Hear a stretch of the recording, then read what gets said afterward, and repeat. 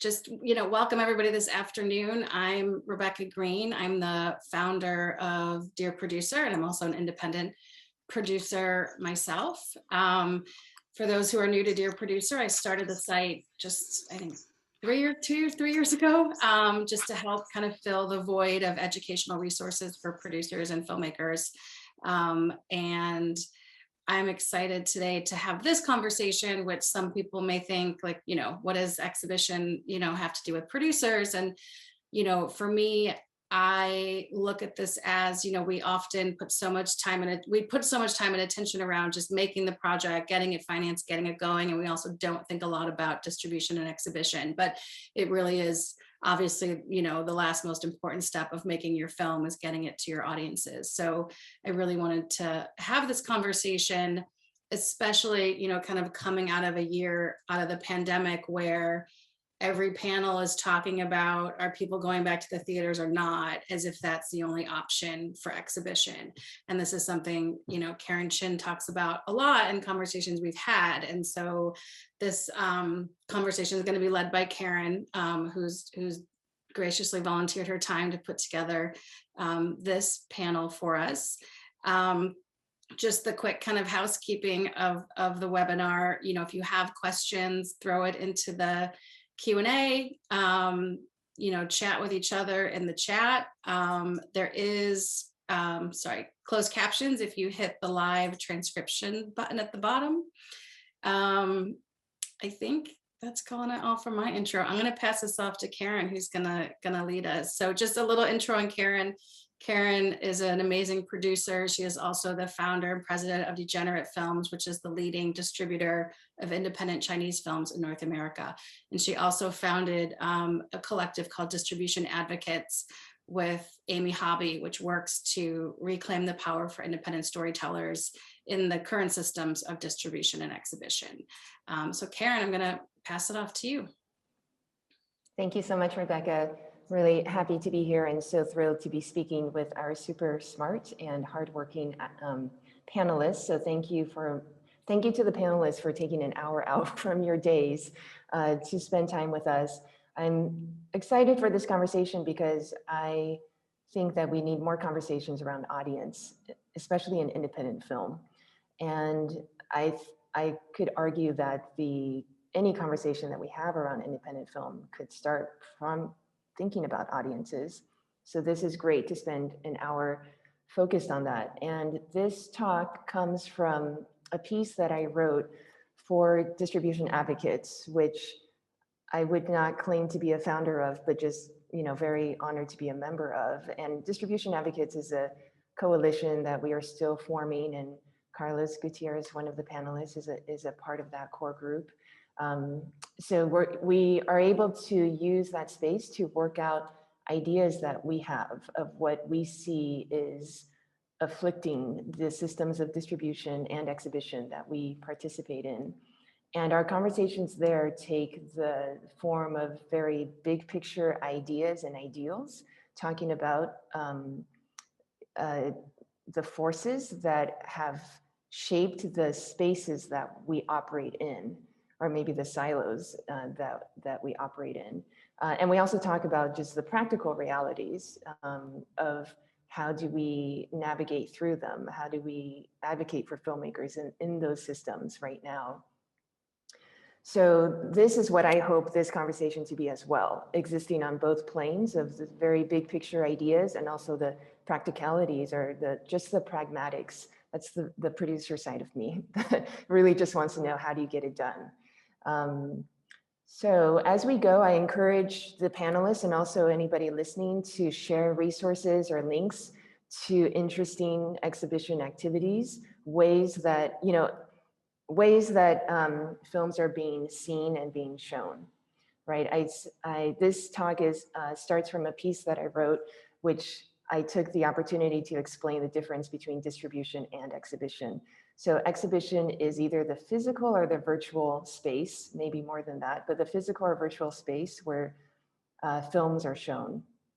So please feel free to share resources as we go. And I will just say that, I am a producer and I'm a distributor but most of all, I'm an audience member. And what I'm really eager to learn and for us to talk about are what are affordable collective experiences of cinema experience.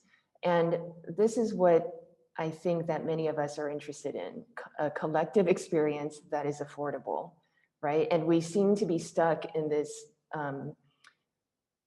this polarization of a very expensive way to watch movies collectively, or affordable ways to watch movies alone. So hopefully that changes as the pandemic, moves forward, and spaces start to deconfine. But I do find our field stuck in this kind of bizarre dichotomy where independent film workers in the US seem to be laser focused on exhibition spaces that our films cannot really sustain.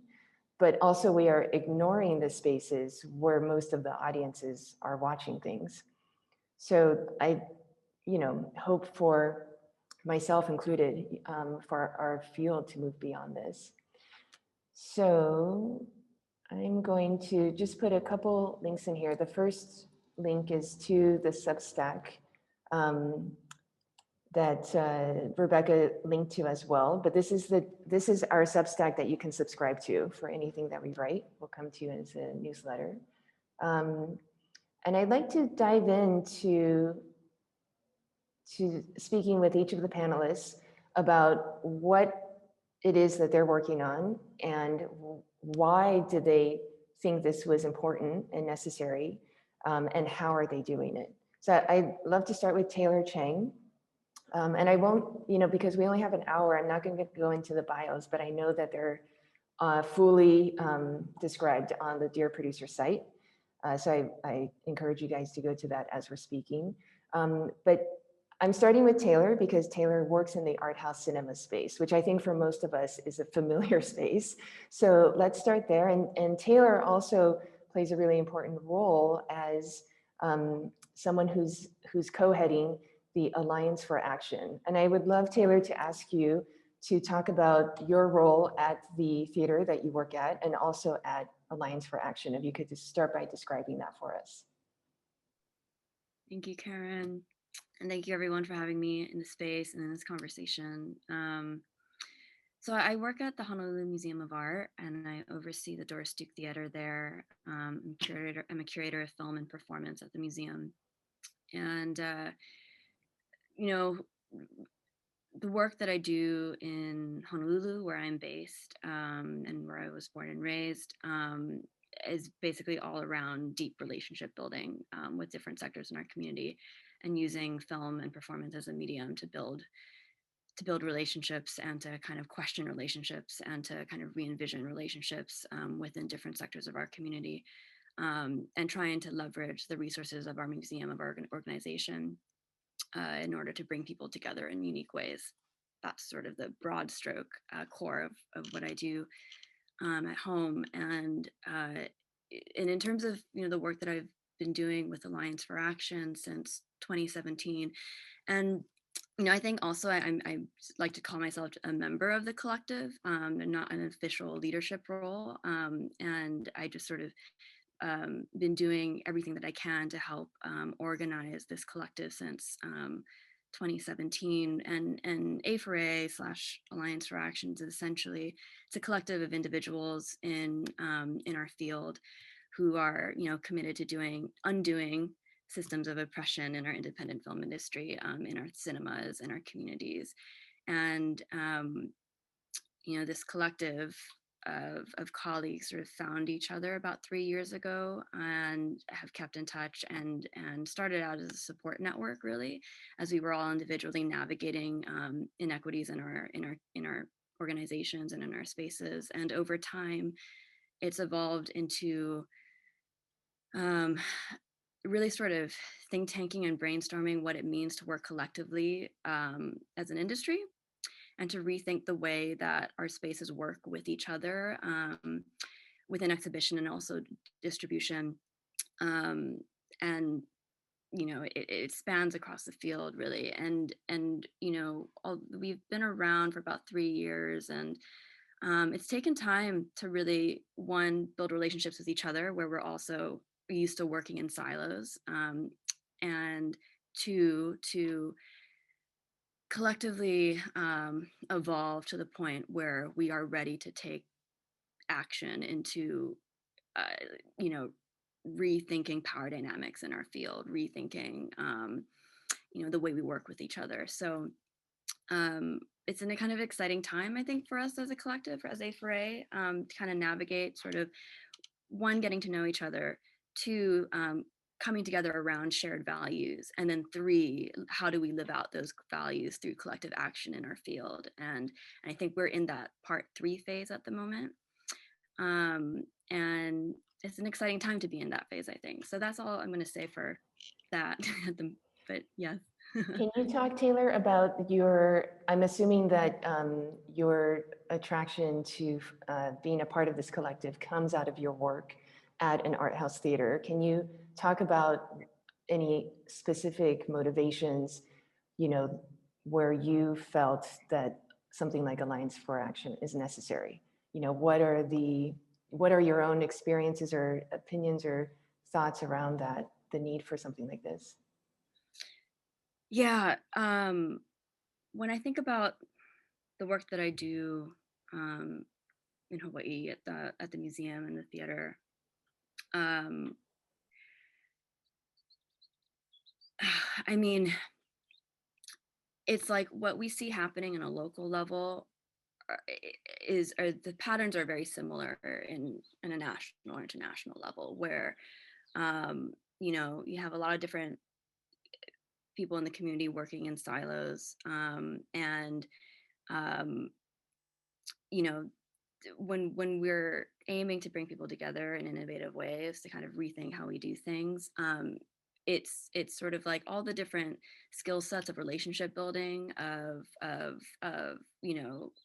making space for certain types of conversations, all those skill sets that we do on a daily basis in our theater spaces, when we bring people get together around film or any type of sort of art medium, it's the exact same skills that we should apply to ourselves as a field, which we have a hard time doing, for a lot of reasons. One is that we spend all of it, we um, it's so easy to get lost in our local work because that is the work that we do. And I mean, there's so much work to be done on the local level.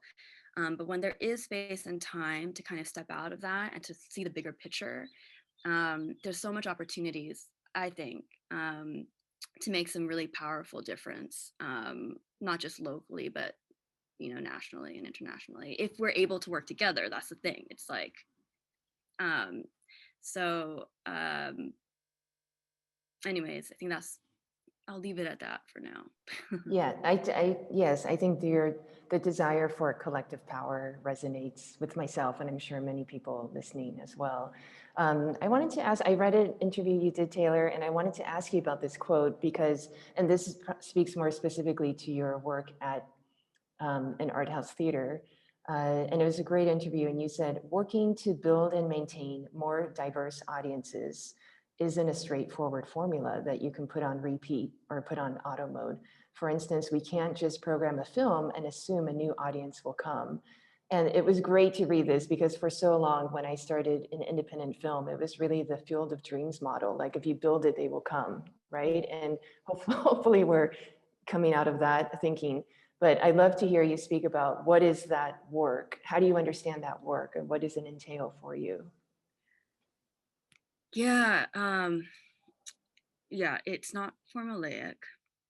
And it's I go back to like relationship building being like the first step. So if you know if we're thinking about our audience, or the type of audience who we're wanting to bring together around any particular type of film, if you don't have existing relationships with that audience or those set of audiences, then you have to start from square one, which is building relationships with that audience. And when we talk about it, and no sector of the community is a monolith. And so if you're going to work with a particular sector of the community, you're going to work with that that those community leaders or that set of people differently than you would with other sectors of the community, just based off the fact that your relationships with each members of those communities are going to be slightly different, and the power dynamics are different, and the context is different. So when I think of building relationships and building audiences, it's first having face-to-face conversations, which is difficult to have in COVID times, but it kind of like starts with a really physical, tangible, personal way possible, and that's the first step. And it's not just something that I have to do; it's something that our entire staff has to do to a certain extent, and then you build from there. And so when I think of a successful, programming a film and having that be successful in our theater, it's it's like ongoing work. The work doesn't stop just around the programming of that one film. That you know, um, yeah, it's like a cycle that goes on a repeat, and each cycle is slightly different because you're fine-tuning the relationship after every single screening and every single engagement. And that's when it gets really exciting, because then the collaborations with the community gets that much more deep and that much more engaged and complicated. And I don't know, I think that's when the work that we do gets more exciting. Thank you, Taylor. Yeah, just listening to you, I am wishing for another panel or discussion where we can have filmmakers or producers talk to programmers like yourself, because I think it would only help us, those who make films, understand the work that goes into, like, what it means to program a film and then find the audience or draw the audience to it. And you work in such an intentional way with multiple diverse communities that you serve. So I just find that really fascinating. I am going to go and just kind of speak with each panelist individually so we can all get a general sense of the work, and then we will have some more discussion. But I encourage folks listening to put any questions in the Q&A module as well. So thank you, Taylor. And I'd love to chat next with Barbara, who comes to us from Film Festival Alliance. And again, Barbara's bio is on the Dear Producer website. And what really attracted me was this event that Film Festival Alliance put on called Film Festival Day. And it seemed like such an interesting model. And Barbara, I'd love for you to talk about the work you do at Film Festival Alliance, and also if you could just describe for us what Film Festival Day was. Absolutely. But even before I do that, we host something called Filmmaker Lounge, and our next one is on April 1st, and it's specifically about programming and submissions from the festival, like festival programmers' perspective. So I'll drop that in the chat. So if you are interested in listening to some programmers talk about that, that is a webinar that you can find out more. Thank you. Yeah, of course. So I'm the Associate Director of Film Festival Alliance, and my primary focus is programming, or my primary foci are programming and membership. So doing, overseeing our membership process, we have about 250 members, which are majority film festival organizations, but also several just, freelance film festival related folks. And the majority of our members have budgets under 500,000. So I think that that's an important thing to note, that's when we talk about budgets and compensation and some other things that we'll probably talk about and touch on later, just knowing that, the majority of festivals that are running in the US are sort of the equivalent of indie productions, just on the festival side. And so we started, Leela, our executive director, a couple years ago had this idea of, off of like Record Store Day and Art House Theater Day, of like, why not a film festival day? And the challenge that we faced was film festivals all finding a venue on the same day and doing an event all at the same time, especially since people's festivals are at all different times. And so when the pandemic came around and it became very normal to do things online, we realized oh, this is a solution to that.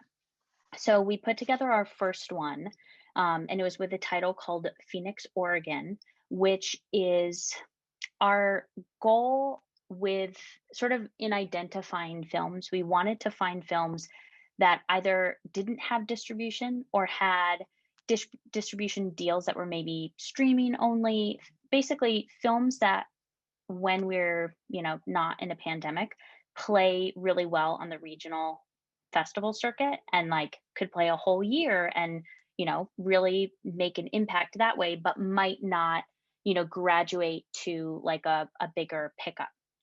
And so knowing that those filmmakers rely heavily on festivals for their, de facto theatrical release, we thought that that would be, that's a market that's not currently being served. So we started out with a title called Phoenix, Oregon. And that was back in on April 11th. And how we set it up was with a platform called Theatrical at Home, and we had festivals sign up. We created the assets along with Theatrical at Home, just really simple social media stuff. Asked all the festivals who signed up to, send out the link to tickets, and then people could buy the ticket to the film through their festival.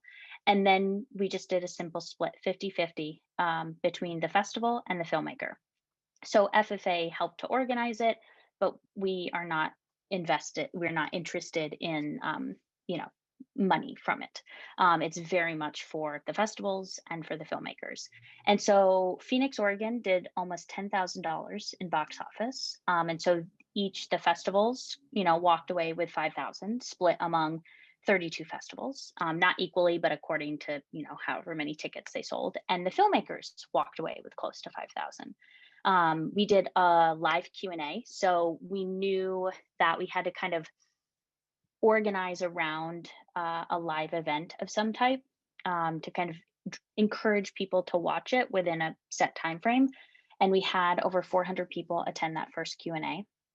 And then the second title that we did was called Life in Synchro, and it was a shorter. It wasn't quite feature length, but it was longer than a traditional short.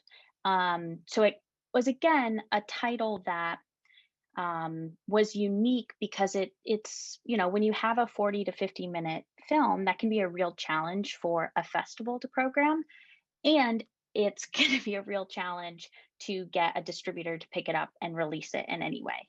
At least with a festival, programmers know, like, okay, I could pair one or two, shorter shorts with this. But it's still, I think there's still just a barrier in people's minds to that length, which I think is silly because in my mind, like, who wants to watch a movie that's too long? Sometimes if it's meant to be 40 minutes, it's meant to be 40 minutes. So that title did over $16,000. And so again, it got split 50-50. And so it was just a way that the filmmaker could make some additional money, and also we had almost 40 festivals for that one. So again, just another way that we could all come together and sort of lift up these films that are not otherwise, getting their opportunity. It also is, getting the conversation going of something that I personally believe strongly in, but I don't know how to make it happen. Which is that I think that it should be, if we are so focused on box office as a primary indicator of film success, then I believe that festival box office should be counted for independent films, because many films do not I love that get idea. a traditional theatrical release. And if they do, it might be a four wall, and then that gets really messy as to how it's counted.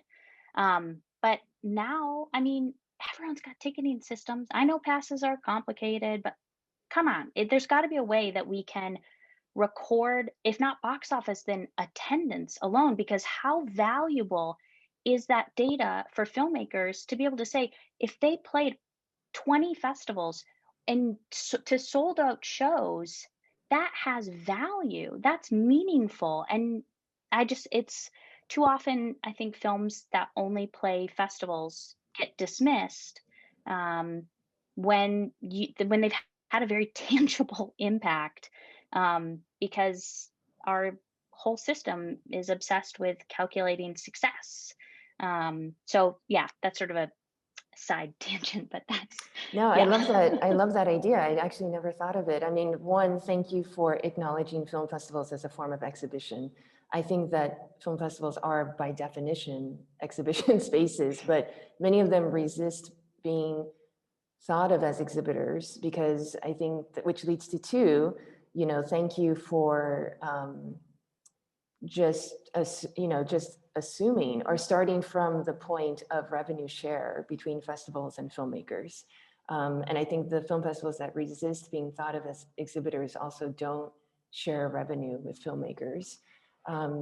So I'm curious, and speaking to your last point about sharing the box office data, how did you find film festivals that were resistant to this model that you created in terms of film festivals sharing revenue? Because I've heard film festival directors say that they should not be required to share revenue with filmmakers. And filmmakers, I don't know, we're just grateful for the chance to show the film at the festival or something. But did you have pushback from film festivals with this revenue share model? Not that I'm aware of. I think if a festival didn't agree with it, they just didn't sign up to participate. But the festivals that did sign up to participate it were incredibly enthusiastic about it and didn't mind that there was going to be a revenue split.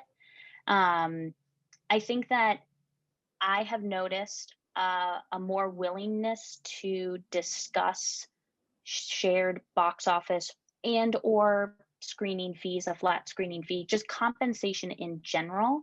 I've found that people are more willing to talk about it since the pandemic because I think in part maybe because some more, I mean, we'll find this out. We're in the process of working on a survey that will get us some more specific data.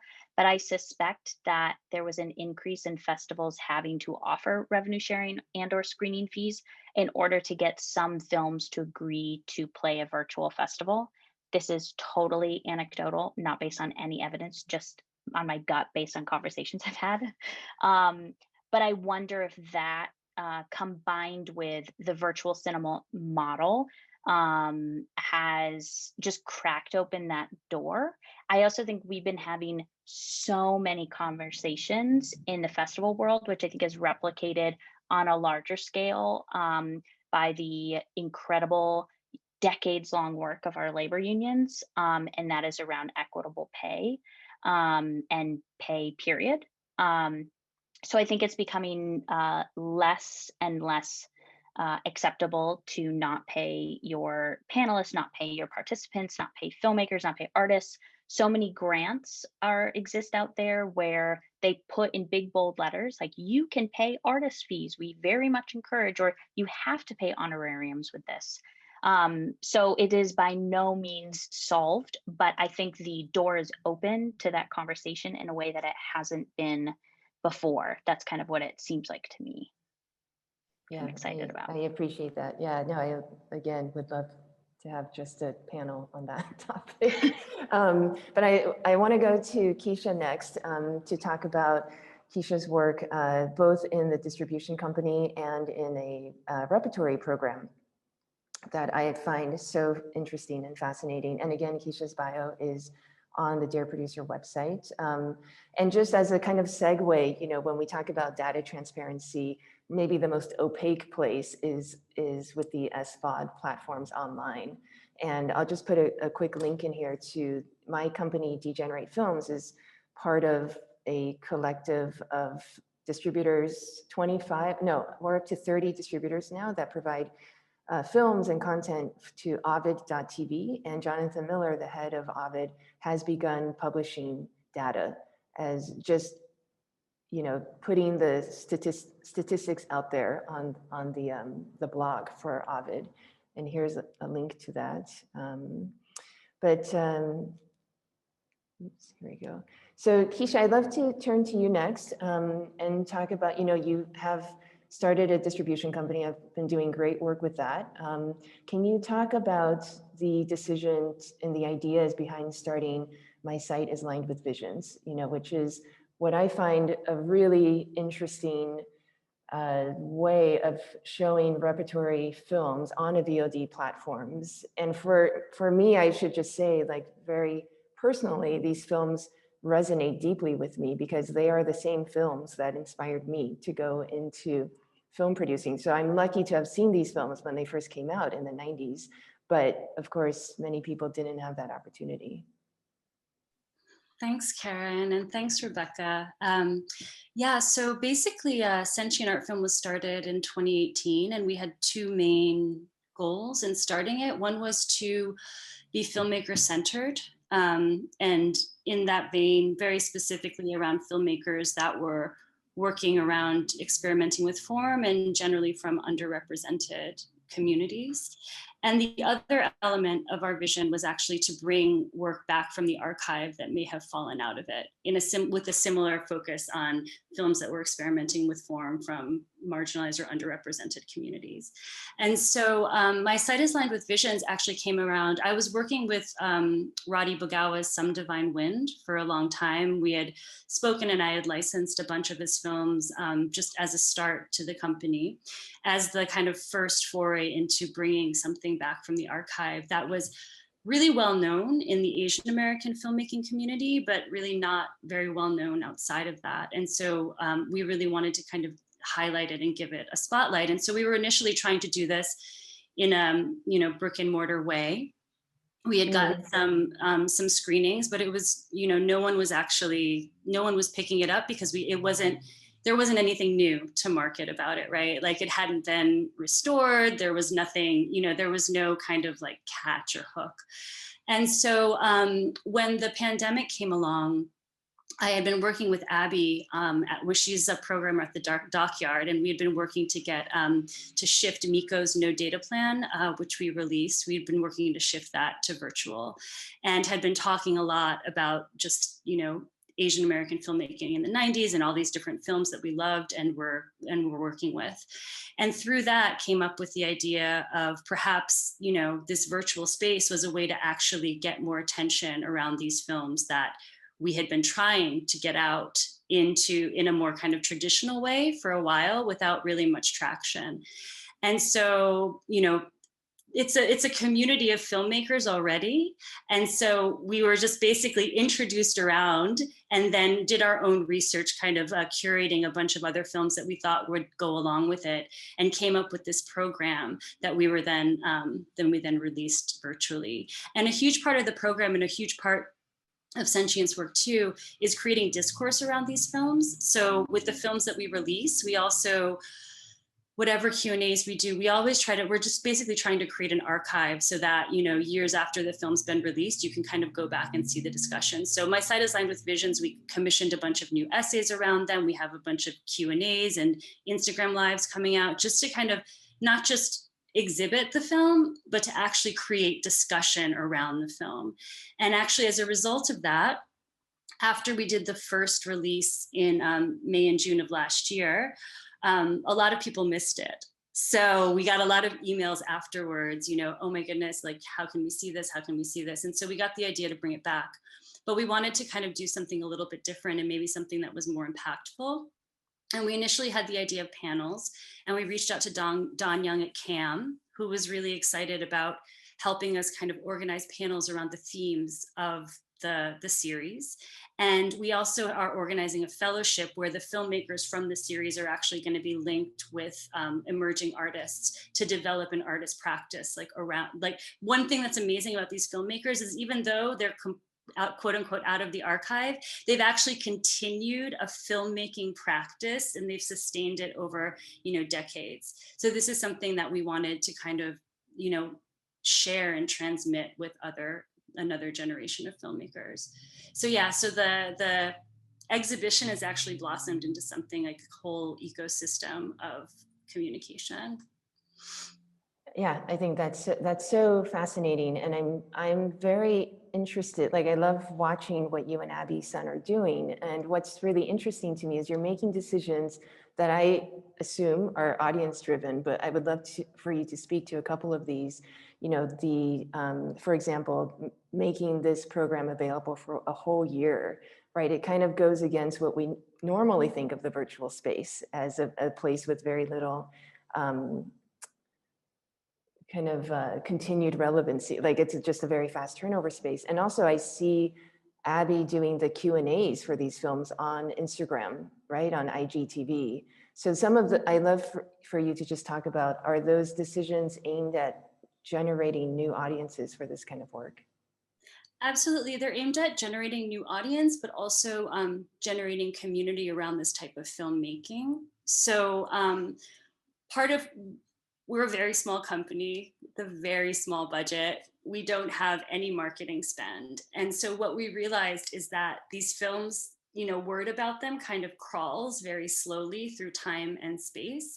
And it takes a while for people to know and to come and to watch the film and then to tell their friends, and then their friends come and they watch the film.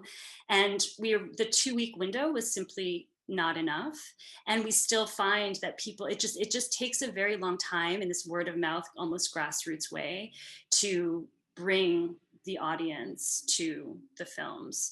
So a year seemed like a good amount of time to experiment. It is an experiment to see, you know, how this works. And we've actually had basically like a steady stream of ticket sales every month, not, you know, huge numbers, but very like steadily people kind of continue to come through.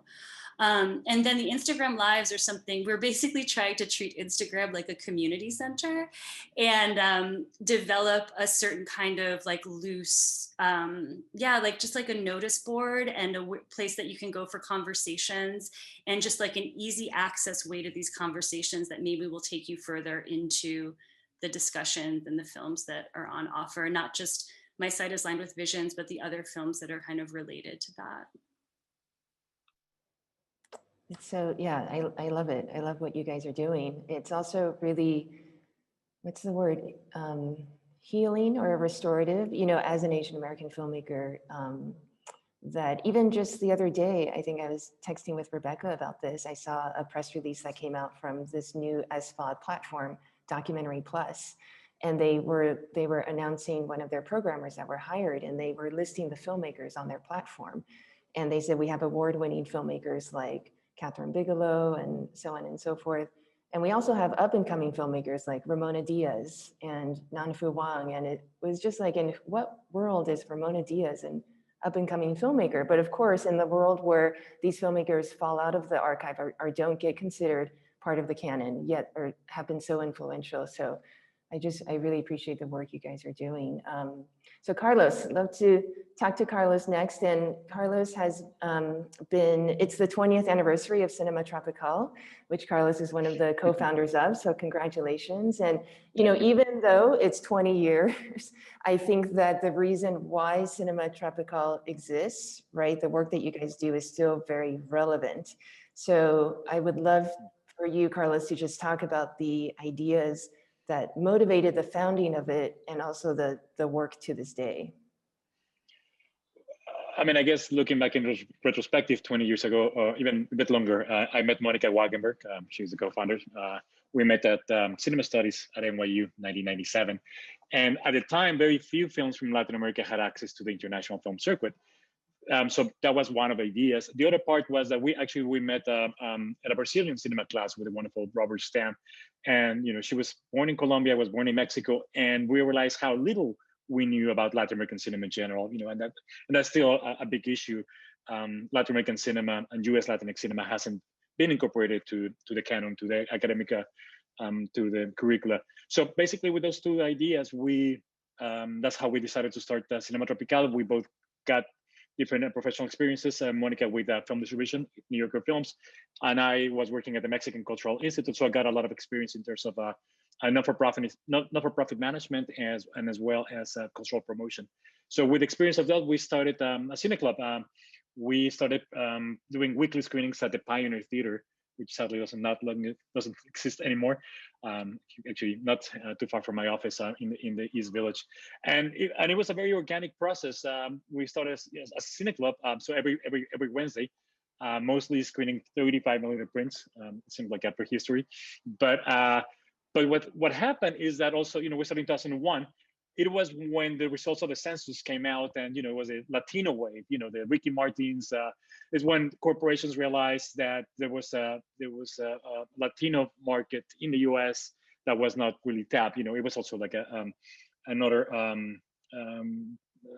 bubble that ended in 2008. But anyway, so we were part of that. So what happened is that the programming we started doing at the Pioneer, suddenly we got interest from different theaters in the city and in the country. So we became kind of de facto, from being programmers, Cine Club, we became de facto distributors. So we created a non-theatrical circuit around 13 cinemas across the US, Museum of Fine Arts in Boston, Northwest Film Forum, anyway. And then, because we already had the contact with the theaters, with the filmmakers, we started doing theatrical runs, because most of the films didn't have a distribution. So it was kind of funny how we did that became so organically. And then the fourth aspect that we still do a lot, and probably these days it's where we focus the most, because we didn't have any budget. We were doing the publicity of the films in-house. So we've developed actually, like, I think, good experience as publicists. And these days, actually, a lot of our work also is that how to create press campaigns around the films. So basically, those are kind of the four big parts of Cinema Tropical: programming, distribution, exhibition, and publicity. And we try to combine those different elements.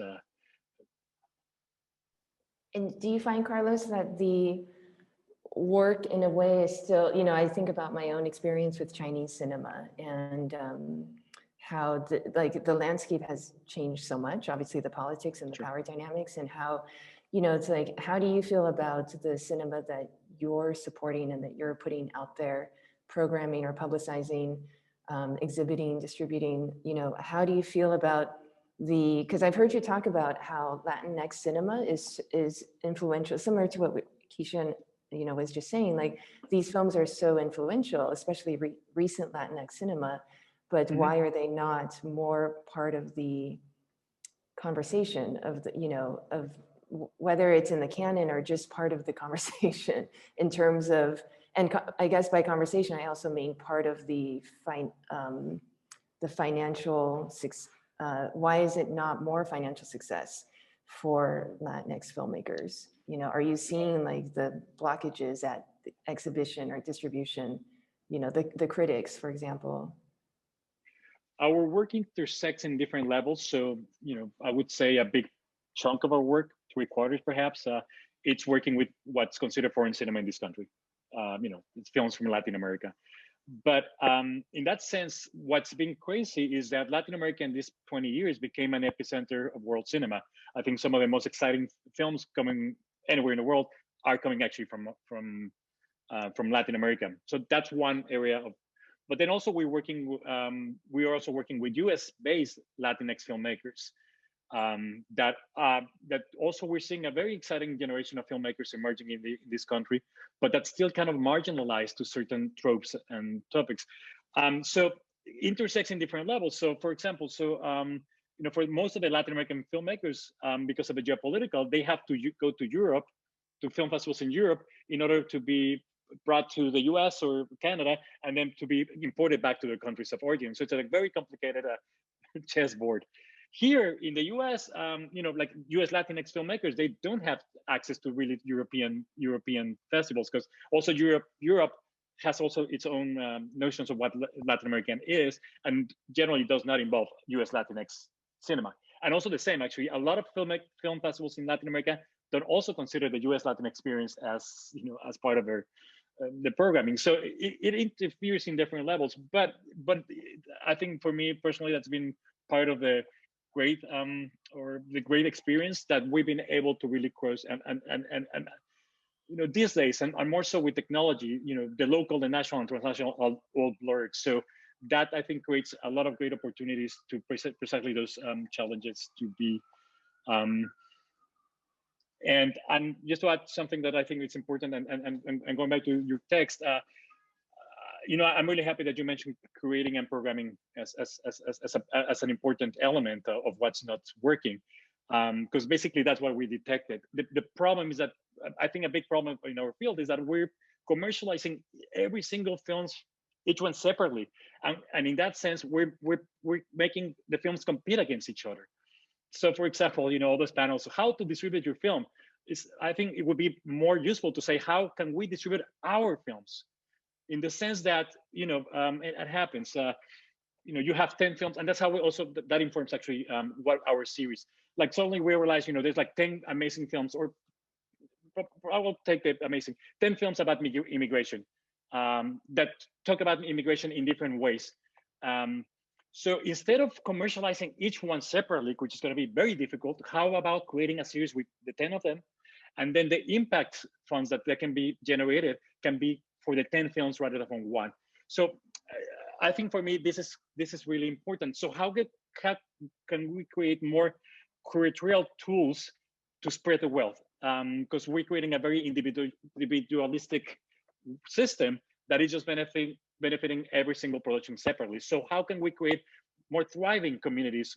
And also that's easier also for the audiences, because it's easier to listen to a potential audience. Look, we have 5-10 films that talk about this topic that are of your interest, rather than trying to promote each one separately. So I think that's, for me, that's one key aspect that I don't think it's get talked much. Because I have my own theory. I do think there's like a big lack of curatorial practice in cinema. Programmers, we all do programming, but we need to find more curatorial, that we can create those connections between the films, the filmmakers.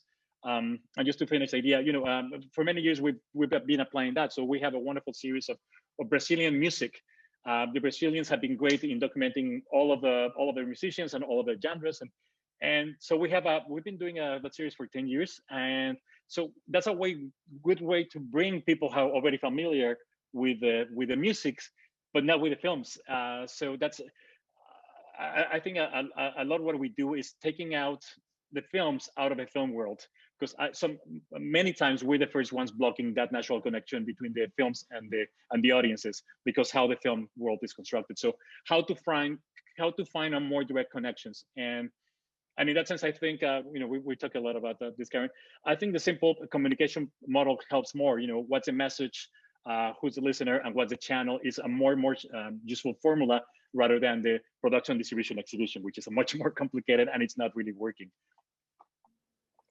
Yeah, that's really interesting, what you just said last. I'm going to say something, but also this is actually a great way to open it up to everybody to chime in. And please, if you want to respond to what Carlos just said, please do. I think a different way of saying that is, what struck me listening to each of you is that the activities that you're invested in and that you're pursuing right now are not just focused on like one group. It's very much something that is benefiting the filmmakers and also your communities, and also the channels, as Carlos said, that what you're doing is in a way a 360 view, which seems different than the kind of more traditional or current model that most of us know, are aware of. So that's really fascinating to me. There's a report that I'm just going to put in the chat that I saw at the European Film Market, and it comes out of an organization or institution in Berlin, and they studied these kind of innovative ways that exhibitors were reaching audiences. And I guess the pandemic created this portal, as Arundhati Roy has said, and which is a thesis that I've had for the pandemic, which is the pandemic is a portal. Like, let's please not go through it dragging our carcasses of bias. So the pandemic created this portal where we are thinking of other people. The filmmakers are thinking of the film festivals, are thinking of the audiences. So that's what struck me as something that resonated through all of your work. I'll just put this link here. And this is not an exhaustive report at all, but I thought it was interesting just to see what people were doing in other countries. So yeah, I'd love to open it up to you guys if anybody wants to respond to what Carla said. There's also a great question in the Q&A, which I will read out loud. So, you know, throwing this out for discussion as well. And it's from Maida Lin, and it says, I'm curious to hear the panelists talk about their business structures. Which of you are nonprofit, which are not, and why? Why did you choose that? Thank you.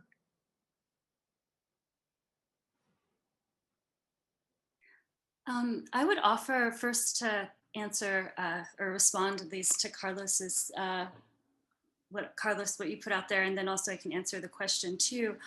One thing that I found that's really interesting is I think that there's a lot of re-education in a way that needs to happen as well. I've been very surprised with filmmakers, a lot of filmmakers that I talk to who are basically like, my film's done, do whatever. You know, like that, it's somehow that once you're done with this entire process of making your film, it becomes an object that can then be sold. And I understand that, and that's the model, and for whoever that works for, like, amen, that's great. But for me, like, what's really interesting is that, you know, if we can think, which I think is what you're getting at, Carlos, of these systems as actually being more organically connected, and that you can actually be thinking about what your distribution, not just model, but relationship will be. What do you want for this film? You know, what is the goal, and what is, you brought this up, Karen, about value. Like, what is actually the value that you as the filmmaker want to get out of this film? And I think that that kind of guides the entire process. Is the value community engagement? Is the value advocacy? Is the value like experimenting in form? You know, and I think that if, you know, we can think of this more as a complete process, I think it makes actually the role of exhibition and distribution much more flexible and interesting and relational. And then just to answer the question from the Q&A, that's a really great question, because whether you're a nonprofit or not really drives so many of the decisions you can make.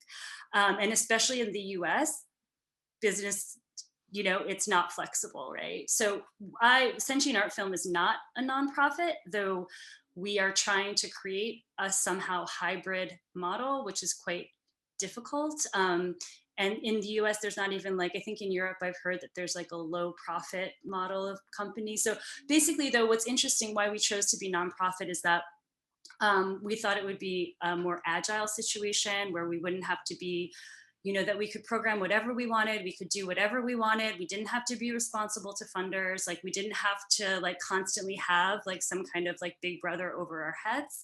And so even though we don't really make much profit, we found it to be like a much more way that we could kind of implement a grassroots strategy without a lot of bureaucracy. It's hard though.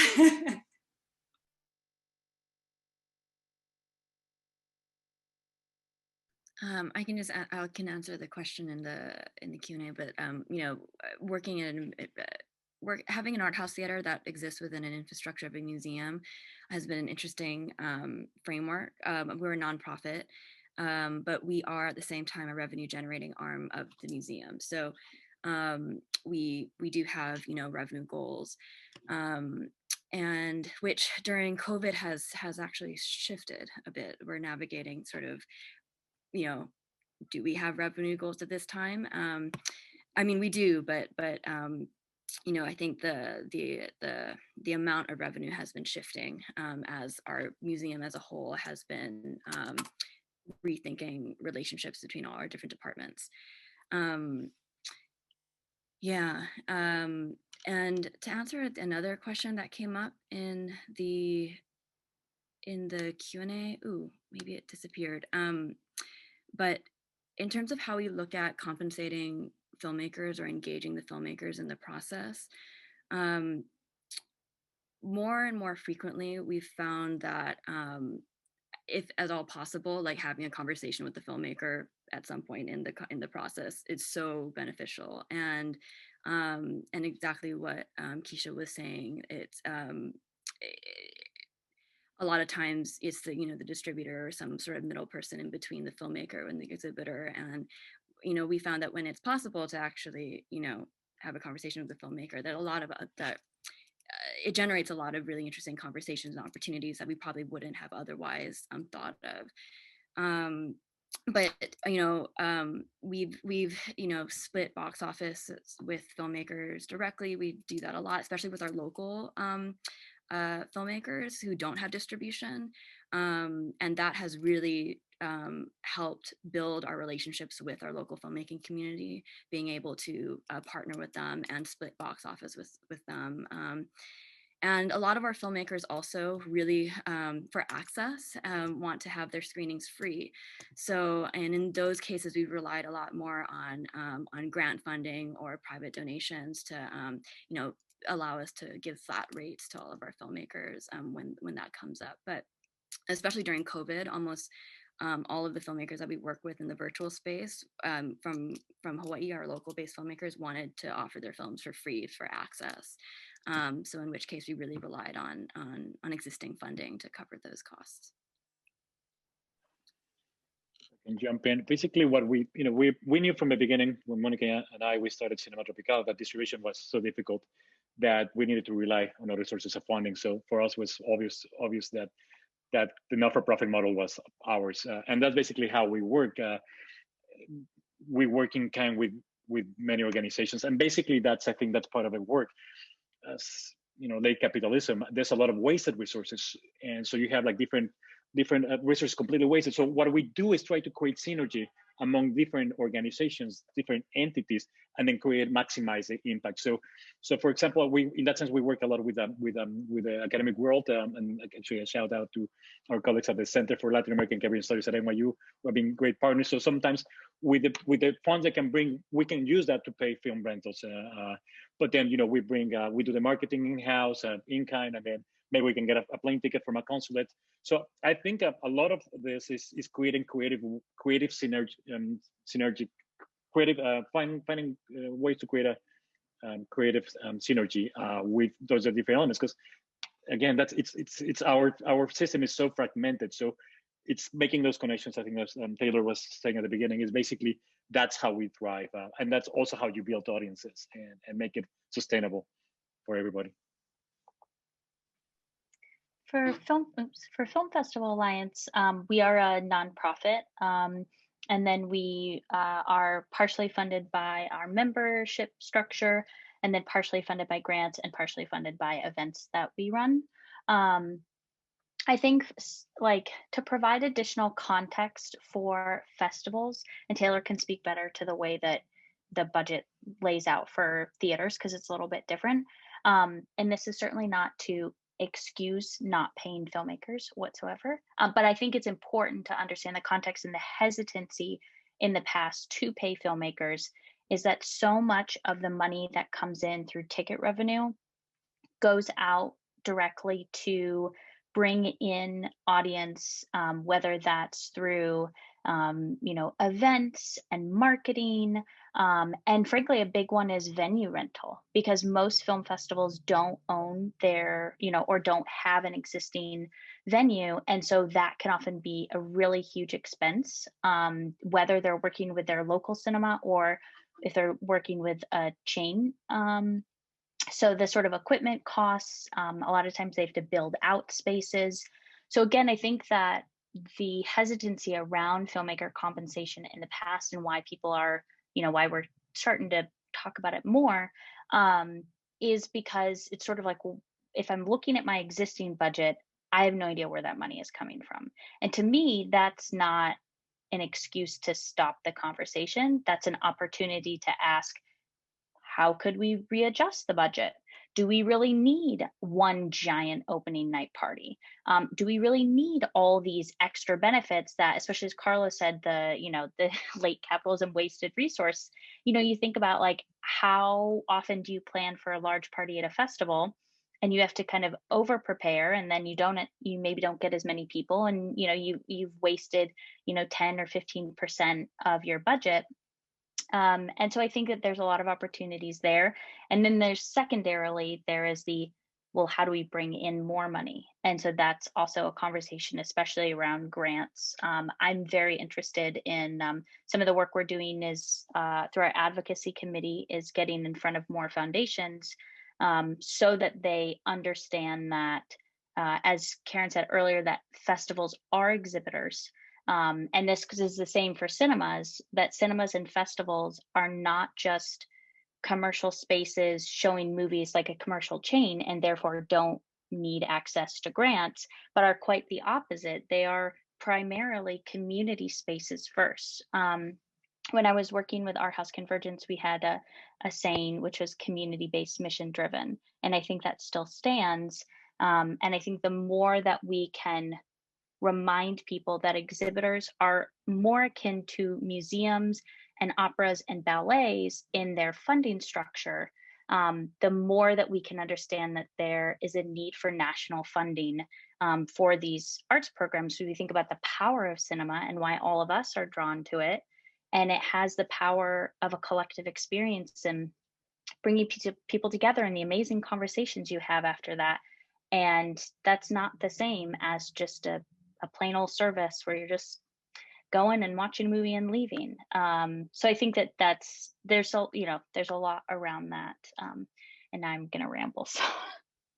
Could I ask a question, Karen, for Taylor, Barbara, and Carlos?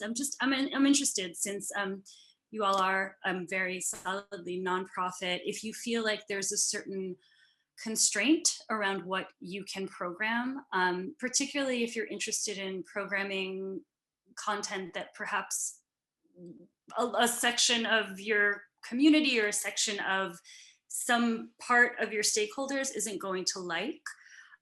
Is that something? And if it is, how do you get around that? Or is that just kind of par for the course? If I can jump in. You know what? Since the beginning, we didn't put the box office kind of in the center because, you know, the pressure of film theaters, it's very difficult on one hand, but also I think creates a false idea of success. And I think it's also the tyranny of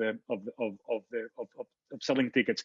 And don't get me wrong. I mean, of course, we, you know, for the most part, we love to have a full theater, but I think we also have to create safe spaces that you can have the liberty precisely to program something that maybe is going to attract 5 people, but that screening will have some validation, create some value for the future, for the film, for the art form.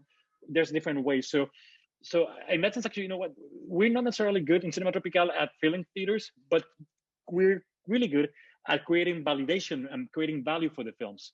Because basically, you know, and that's part of the secret, and that's kind of also the geopolitical being in New York. You know, we screen a film, you know, we work a lot with anthology filmmakers, love working at it. But sometimes, you know, probably it's like 10 people that show up for that screening. But if you put the photos, you create a press release, and then, you know, because New York is a media capital of the world, then at least all throughout Latin America, it's like, wow, that filmmaker screened her work in anthology filmmakers in New York, and that opens doors for the filmmakers there. So I think it's also important to really also understand, was it you, Barbara, that the idea of success. Also, I think it's important to redefine the idea of success. I think for the most part, we're working in ideas of success that are not really, it's completely outdated, and that doesn't help us. So just to say to finish the idea, for us, you know, success is that Cinema Tropical has been doing the same work for 20 years, that we created an anomaly, and that this anomaly is thriving. So I think we need to create a more anomalies because the system is completely against us. Everything is failed for us to fail. So how we can beat the system without taking personal, of course, because that's the whole system, but how can we thrive creating these safe spaces to do whatever we want? And I'm sorry, just to finish the idea, that replicates pretty much the same model as the filmmakers in Latin America. In Latin America, they created a very fluid way to get funds from different sources, from the government, from corporations, from co-productions, you know, a little bit from here, but keeping the creativity in the center. So that is gold, I think. So keeping that artistic freedom in the center, it's for us, it's really important. I want to jump on Carlos, what you said about the 10 people, and that is one of my biggest, I get very frustrated when we only look at success on a full house, because I think everyone on this Zoom call and probably everyone listening, if you're in film, you had one screening, one movie related event that made you seek out more. And so it's that those 10 people are no less valuable than a room full. Like everyone, now it may not be economically sustainable to always only have 10 people, coming, but I think it's really important that we come up with multiple ways to call it a success, and to note that, like, that if those 10 people have a really deep connection and have an incredible experience, that's just as important, I think, to the integrity of the film and to the reason the film was made, as if there's a whole audience that enjoyed it. And to Keisha, your question, we don't worry too much what our board thinks, in the sense of like concerned that they're gonna come down on us, because they're all festival people running their own, and most of them have their own boards. So I think we're in definitely a unique position where we have a board that really understands what it's like to have a board. So that definitely helps. But when I was at the Michigan Theater many moons ago, I don't ever remember us feeling like we were restricted by our board. I think the only thing we were ever restricted in is we couldn't advocate on any particular political candidate, but we often showed movies that had a political bent, or things like that, and had conversations around them. We would just get very specific about, like, we're not endorsing anyone. But I mean, other than that, I felt like it was pretty open. I love this question because this is when like the job gets really gnarly and really exciting for me, when because we do have a board and stakeholders that get cold feet on certain things, and that's when, and for me, the solution to that, or the strategy to navigate that, is going back to the partnerships that we build around any program, and the relationships and the community power that we build around any efforts that we make. Because at the end of the day, if you have enough community support and partnerships to counter any sort of lone individual who is scared to tackle a certain thing, the collective power is going to win out. And then the role that I in those instances, the role that I feel that I play is to protect those relationships and tie that into the mission of our organization, and so that it's solid, tight, so you can't argue or you can't tear it down. But a lot of times that kind of like partnership strategy starts way earlier than one would think. Like that kind of, that work has to have already started before you start strategizing around any particular film festival or any particular film. We've had a really interesting example with our Palestinian cinema, which we've had for a few years now.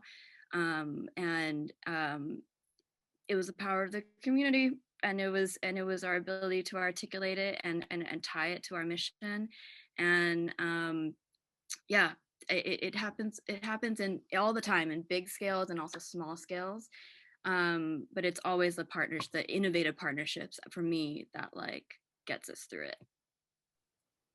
I appreciate you saying that, Taylor. I would be so interested to hear more about that. I mean, I will just say also in answer to Keisha's question about whether the board impacts programming choices at times. The films that I distribute, because they are independent Chinese films that are, some of them are political and some of them are not, in terms of their story or their content. But I have for sure had programmers tell me that they could not program a film that I was distributing because it would upset their wealthy Chinese board member.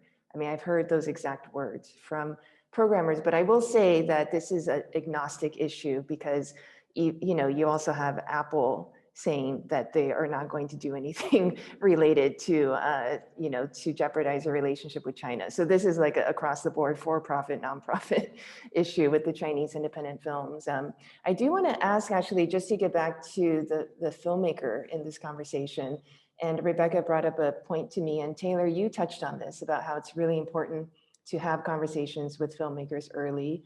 And Barbara talked about this too, about how, I think that if we were to publish, whether it's screening fees or box office numbers by film festivals, it would help filmmakers who are emerging or are maybe the most kind of unresourced the most, because they're the ones who don't know that film festivals do pay, and B, what that should be and how much they should negotiate. So I'm curious, the filmmaker in this conversation is often unaware of these different exhibition structures.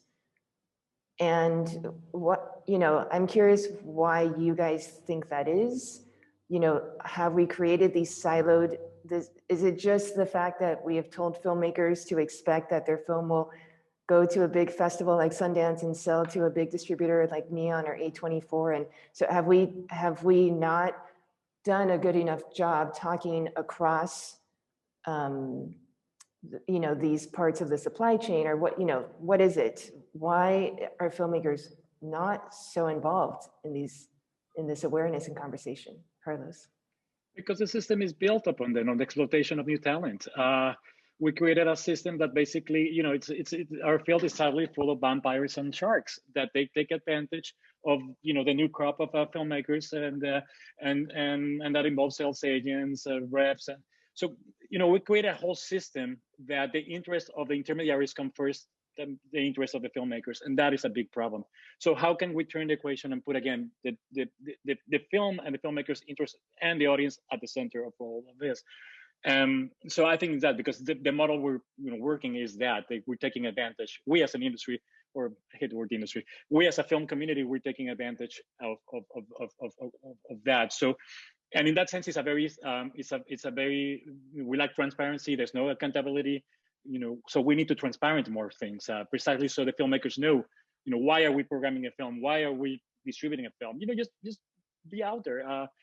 We need to make all of that much more transparent.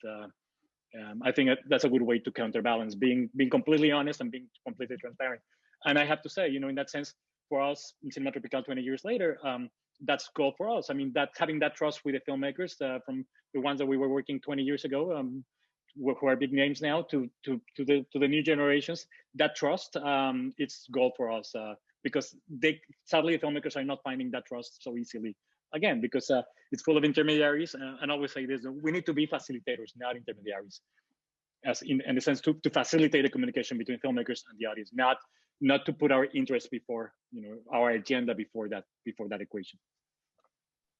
I think another pipeline, of course, is film schools, which is not everyone, but they tend to, what gets discussed there tends to proliferate out into the community. And I just finished my MFA in producing, and maybe I have this wrong, but I remember one class focused on exhibition. We talked about it other times, but I came from exhibition before I went to do the program. Almost no one else in the program did. And also that class was primarily directed at the film studies and producers, not at the writer directors, many of whom go on. And this is a whole other conversation about writer and directors, and their relationship with their producers. But I think the writer directors aren't getting any of this information. The producers got one class on it, and I don't know how it is at other grad schools. I went to Columbia, and Ira Deutschman taught the exhibitor semester. And so he's very big on making sure exhibition comes up and we talk about it and we're realistic about it. But yeah, I think for a 3-year MFA program to have one class during the entire time where you dig deep into what the realities of the current exhibition industry are, that's not great. And I imagine that other schools are the same. And then you get into undergrad, and I did my undergrad in film, and I heard zilch about exhibition.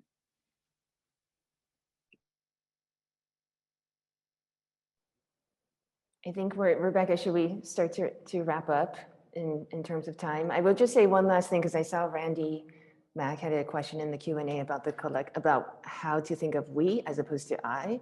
And I'll just add this because I think it is important to shift that thinking that starts in film school and far before, is that, I put this idea out there on a lot of panels. Like, for example, the self-distribution model, which I've participated in and taught me about distribution, I've come to really see as this model of almost like a divide and conquer. It's a model that values individual ascension, and it replicates that fight and competition between film producers or filmmakers for that one seat at the table. So for example, why have we never thought of filmmakers coming together to put $1,000, $5,000 into a pot, and not necessarily creating a cooperative, but just like owning a company, owning a distribution company where the 500 filmmakers or 100 filmmakers that have put the money into the startup capital for a distribution company can then hire marketing people, people who are experienced with what they're doing, and then distribute the films from that filmmaker collective, right? So there's just these, I think, to me, like really big shifts in the way that we think as filmmakers are taught to think about distribution and exhibition. So Rebecca, thank you for letting us go over. Yeah, no, and just to kind of add, to that piece of conversation and picking up from Barbara, it also, Karen and I teach at labs all the time for different organizations, and we do live in a industry culture where you are raised to believe Sundance, Cannes, A24, Neon, like that's a golden ticket. But when you really break down the numbers of who that happens to, it's so very few filmmakers. And my dream is that filmmakers get ahead of that and start planning on their own versus waiting for somebody to validate their film and for them to get engaged. And I think that's a big reason filmmakers aren't tuned into the work you guys are all doing, is because they're just waiting for something, not realizing all the amazing opportunities and resources and exhibition strategies that they could be thinking about and planning and actually putting into action to actually get to the audiences they're making the movie for, right? And so how do we connect those dots? And these kind of conversations are the beginnings of them. I just want to add too that a lot of the audiences that the filmmakers are making their work for don't necessarily come to art house theaters. That a lot of times it's in these spaces that are like not really documented in our data collection. It's happening out in the community. It's happening on those ones, and I think that's something as exhibitors, and as Karen, you really beautifully wrote in your piece. We really need to think about, not just in the virtual space, but in the physical space as well, like pop-up screenings, community-based screenings, all of that jazz. These sort of like pseudo bootleg spaces, which have so much value to them, and we just sort of never include it in the conversation because we're kind of too afraid to talk about it. But yeah, there's a lot of opportunity there.